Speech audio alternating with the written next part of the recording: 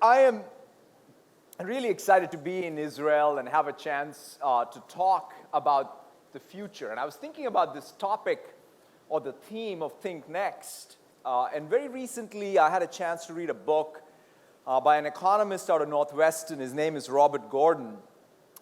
And he's written a book on the American rise in productivity, or I think it's Rise and Fall of American Productivity. And it's for a bunch of techno-optimists like us, it's a bit of a downer. But one of the fascinating things he describes in that book is this 100-year period between 1870 and 1970, where both American productivity and quality of life, as measured by just essentially even GDP per capita, was unlike anything in human history.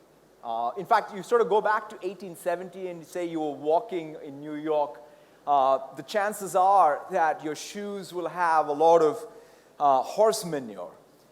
But if you go back to 1940, all of us can pretty much live in 1940s New York. We'll miss maybe a little bit of entertainment and the internet, but think about it.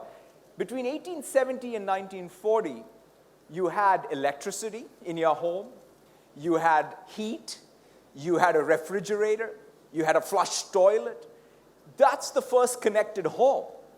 And it changed life dramatically. And then he traces it all the way to 1970, and he talks about how there was real productivity gains. And in fact, I remember very distinctly in joining the tech industry in 1990, and I joined Microsoft in 92, there was this thing going around, I think it was an economist out of MIT, who had written a paper saying, I see computers everywhere except in the productivity statistics. And then suddenly things changed. Between 1996 and 2004, in the US in particular, for the first time the productivity stats did go up. And it was attributed to the nature of work changing, especially because of the PC revolution. And since 2004, we've really not had material gain in productivity. And this book goes on to sort of talk about maybe it's perhaps the narrow application of technology. Maybe too much of it is just going into consumer and entertainment, or even just how many more messaging solutions will we reinvent. And that's all, I think, fair criticism about the application of technology to drive the betterment of human life and humankind. And I think that's really both our opportunity as well as our responsibility. That should be, I think, the theme for this Think Next, which is next 70 years or the next 100 years, are we all going to make sure that this so-called fourth industrial revolution is going to have the kind of impact that actually the second industrial revolution had? And I think that's the frame with which at least we should approach what's coming. For us at Microsoft, everything starts with our mission. This mission to empower every person and every organization on the planet to achieve more is not just a set of words. It's got deep meaning for us.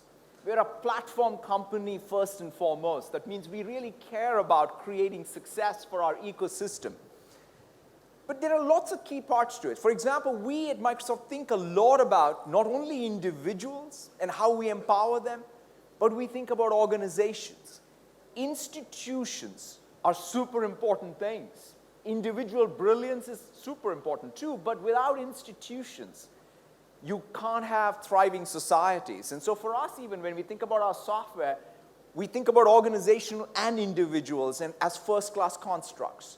Obviously, the global nature. In fact, even today, having spent even the day in Israel, I mean, it's one of the stats that struck me. In the IT side of Israel, creating local ecosystem, close to 40% is participating in the Microsoft ecosystem. That's what the PC and the client-server revolutions created.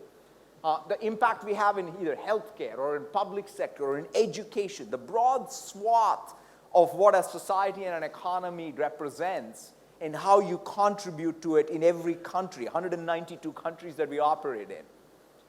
And then the last thing, though, is perhaps the most key thing for me and for all of us at Microsoft, which is our success is not dependent on our products in some sense. It's more dependent on the success that our customers, our partners have with our products. It could be a student writing a term paper, it can be a developer writing an application or creating a startup.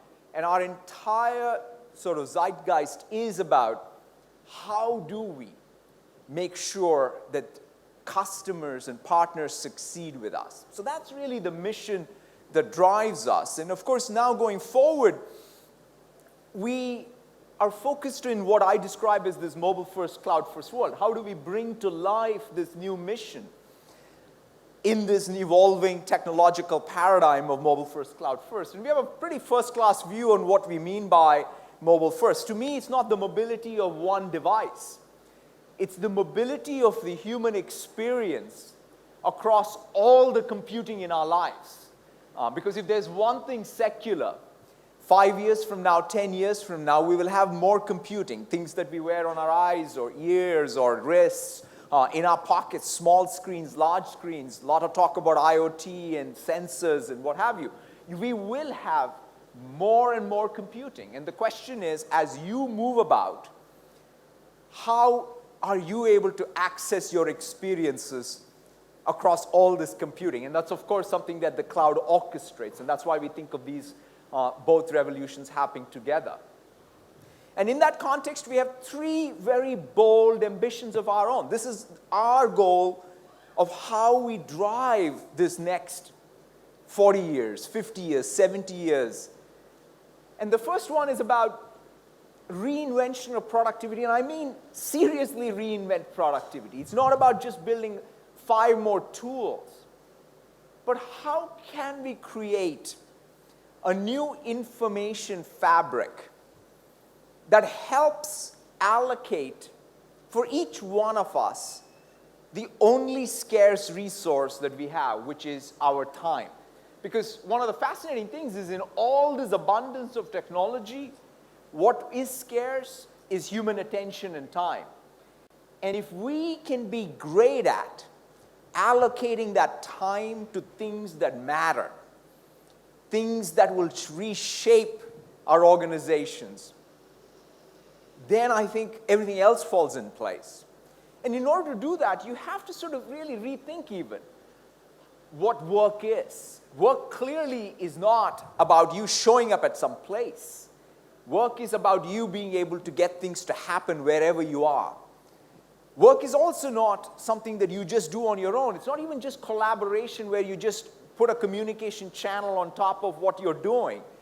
What if we can bring the tools to the conversation and the collaboration you're having? We think of conversations, in fact, as a platform, as the next paradigm for what productivity would mean. But perhaps more than anything else, it's this intelligence that you gather by reasoning over context. And in that context, there are 3 things. One is what we know about you, what we know about the world, and the domains of interest. And to give you a flavor for what that could look like, whether it is you as a salesperson or whether it's you as an individual caring about your health, I wanted to just bring up my colleagues from our ILDC Center to just take you through a couple of wireframes to show you what this world would look like. Come on in. Come on. Good. Hi everyone, my name is Ohad, and for the sake of the next 2 minutes, I'll be the sales manager of newtime.com, a time management startup, and I have a problem. I'm already late for my meeting with Janet from Sunrise Enterprises, which are our biggest customer, and I didn't have any time to prepare for this meeting. Luckily for me, I have my personal assistant, Cortana, that will help me prepare for this meeting in no time. You can notice that I'm using Cortana on an Android device. As I open up Cortana, Cortana pulls the information from my calendar and shows me the upcoming meetings. I can see the Sunrise Sync meeting I have. Let's go into the details of this meeting and see what's in there. So Cortana shows me the list of attendees, and I can see that she pulled from LinkedIn a new title for Janet Smith. She's now the VP Services of EMEA, so I'll make sure to congratulate her on her recent promotion. Cortana is also integrated with Delve and search the Office graph to find the most relevant documents for this meeting. And I can see this of my previous meeting with Janet, and also the pitch deck, which I used during that meeting. On top of it all, Cortana is integrated with Dynamics CRM and was able to understand which account and deal I'm discussing today. So let's go into the account and see what's in there.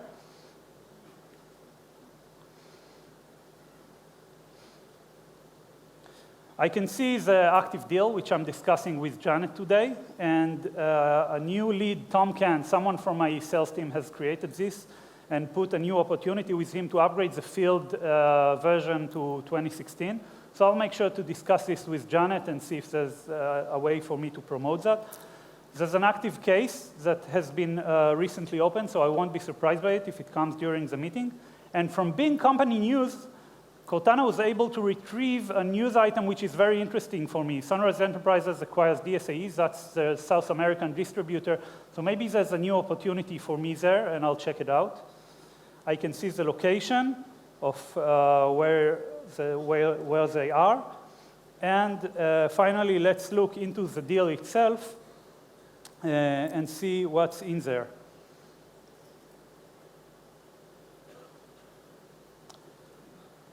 So in this deal, I can see the product items which I'm trying to sell, quantities, price, and also competitors. And I see that a new competitor has been added later. Those guys are always late in the game. So, OK, I'm ready for my meeting with Janet now. See you guys in a second.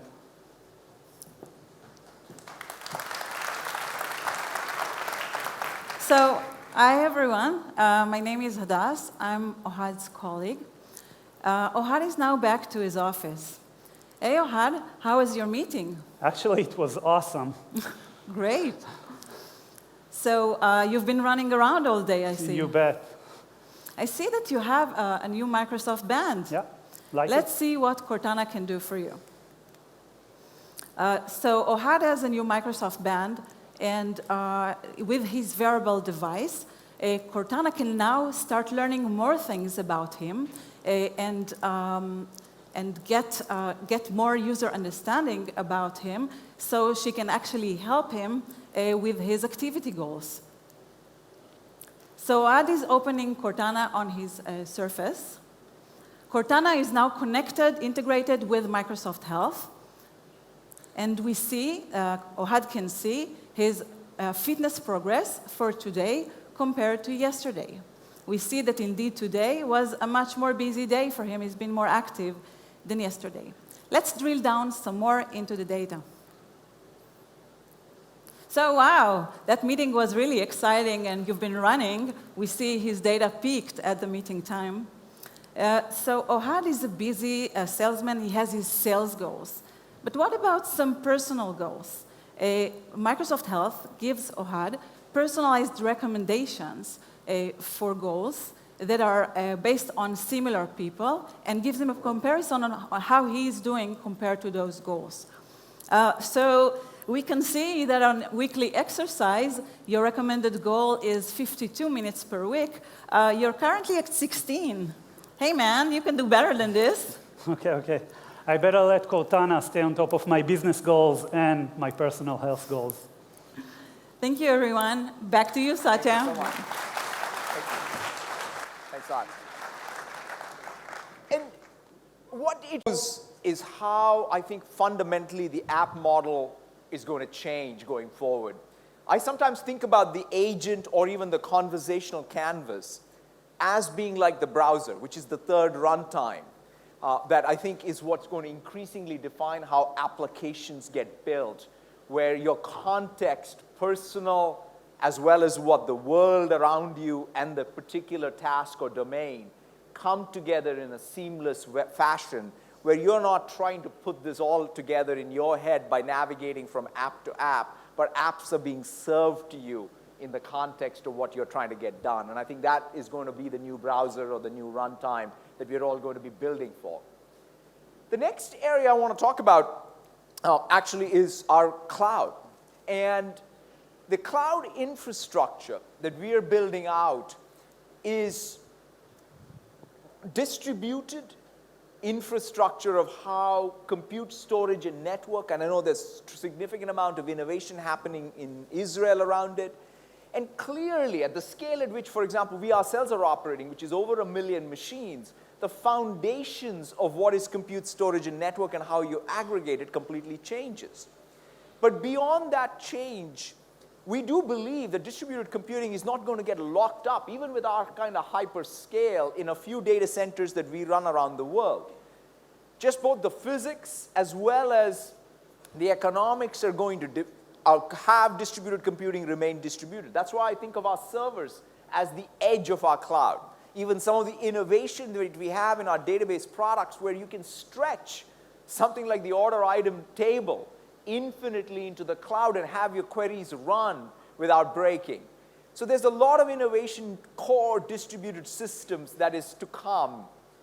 But more perhaps than anything else, it's the data platform. If there is the new currency of this fourth industrial revolution, it's the ability to reason over large amounts of data and convert that into value. And that is where everything from how we store, process, and reason over, using things like machine learning or even things like deep learning, is where the value add comes.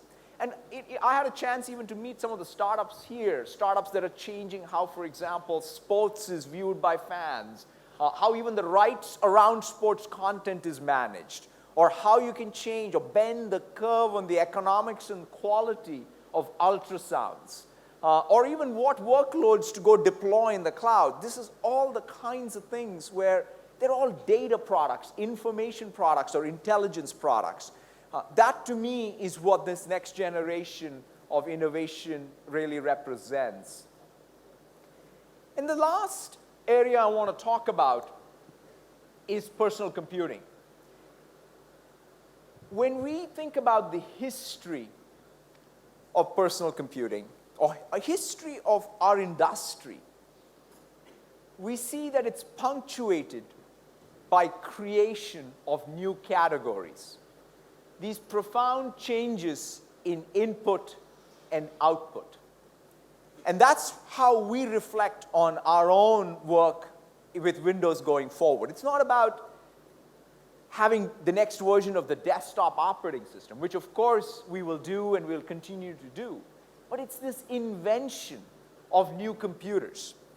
Everything that we are doing either on the IoT side, where things like cybersecurity are going to matter a lot, or what we're doing with something like Surface Hub, where we are in effect inventing a new conference room computer where multiple people can come collaborate and remote participants can participate as if you were in the meeting, or what we're doing with HoloLens, and essentially create a new category.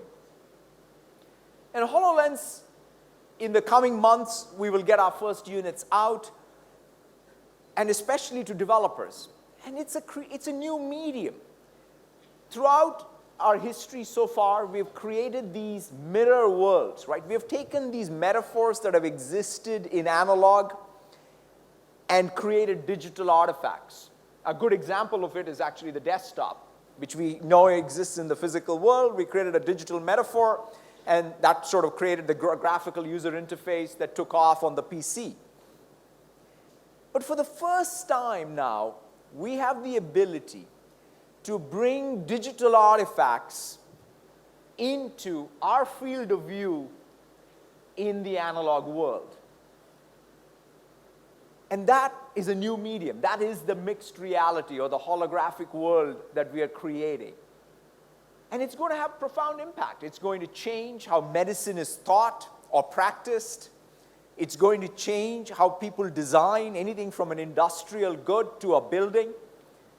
It is, of course, also going to change entertainment in terms of games. What Minecraft is in AR is very different, because you're mining your physical space virtually. And even just thinking of that is so fascinating because it requires us to even, for the creatives, to think very differently of this medium.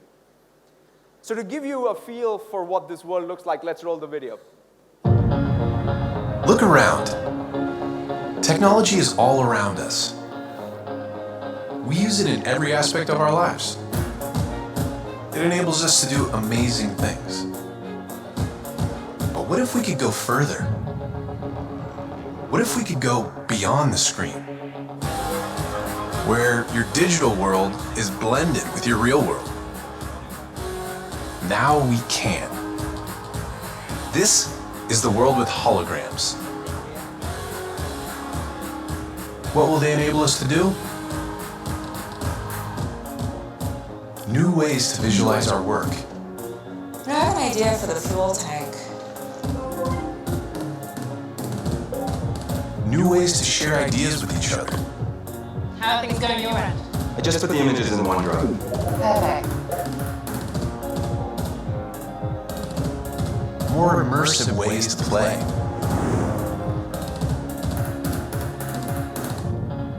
New ways to teach and learn. So put the new trap in the place of the old one. Now what? And tighten here and here. New ways to collaborate and explore the places we've never been. Look at this formation. Let's take a closer look.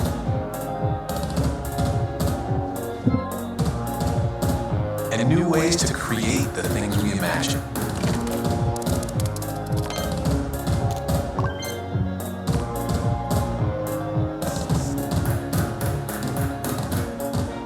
Because when you change the way you see the world, you can change the world you see.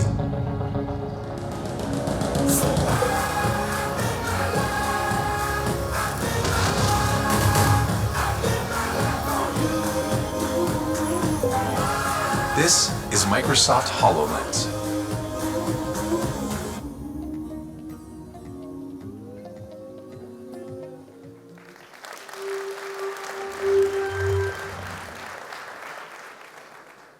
I love that expression, which I think can even be what Think Next really represents. When you change the way you see the world, you change the world you see, is really the opportunity that each of us has as we think about this next wave of technology. There is no doubt that a country like Israel, with the human capital that is here, is going to change the world. It's going to change every aspect. Let our aspiration, as you think about what you do next or what we collectively do next, let our aspiration be that we don't narrowly focus on what is fashionable today. Let us broadly think about society and the economy and how everyone can thrive. May marine agriculture, be it medicine, be it pharma, be it any one of these industries, which is increasingly going to have digital content. How do we fundamentally democratize it? How do we make sure even the surplus that is created is even more evenly distributed? Not only in the society of Israel, but in every country that you all are going to have an impact on. I think that is the opportunity and the responsibility in front of all of us. Thank you so very, very much. Have a fantastic conference. Thank you. Thank you, Satya.